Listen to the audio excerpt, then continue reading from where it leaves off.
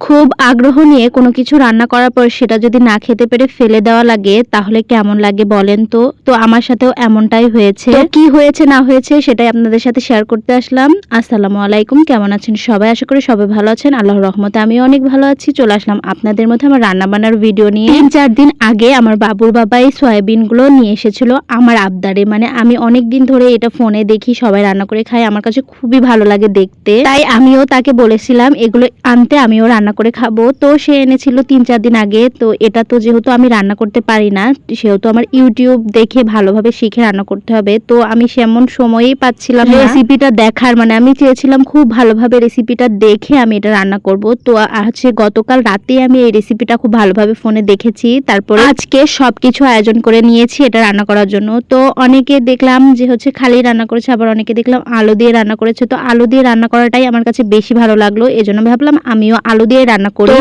তারা প্রথমে এই সয়াবিনগুলো খুব ভালোভাবে গরম পানি দিয়ে ফুটিয়ে নিয়েছিল। আমিও সেটা করেছি, গরম পানি দিয়ে ফুটিয়ে নিয়ে তারপরে হচ্ছে আবার চিপে নিয়েছিল, মানে যাতে পানিটা না থাকে। তারপরে আলু ভেজে নিলাম, তারপর ওগুলো ভেজে নিলাম। তারপর আমি কড়াইয়ে তেল দিয়ে এখানে পেঁয়াজ আর মরিচটা একটু ভাজা ভাজা করে নিয়ে তার মধ্যে আমি বাটা মশলাগুলো দিয়ে দিলাম। এখানে জিরে, আদা, রসুন এগুলোই বেটে নিয়েছিলাম। আর এর মধ্যে আমি তেজপাতার মশলাটাও কিন্তু দিয়েছি। এরপর আমি হচ্ছে গুঁড়া মশলাগুলো দিয়ে দিলাম, হলুদ গুঁড়ো, লবণ, তারপরে ধনিয়া গুঁড়ো, তারপর মরিচের গুঁড়ো, এগুলো সবই দিয়ে দিলাম। দিয়ে খুব ভালোভাবে এখন মশলাটা কষিয়ে নিব। যেহেতু এই রান্নার রেসিপিটা মানে এই প্রসেসিংটা পুরাই হচ্ছে মাংস রান্নার মতো, আমি ভেবেছিলাম হয়তো খেতে অনেক ভালো লাগবে, কিন্তু মানে এটা আমার কাছে একদমই ভালো লাগেনি খেতে। এখন এটা আমি রান্নাই করতে পারি না, না এটা খেতেই এমন, আমি কিছুই বুঝিনি। না হচ্ছে এই সয়াবিনটা ভালো না, আমি কিছুই বুঝলাম না, কিন্তু আমার কাছে খেতে একদমই ভালো লাগেনি। হতে পারে এটা হচ্ছে আমরা প্রথমবার খাচ্ছি এজন্য আমাদের কাছে ভালো লাগেনি,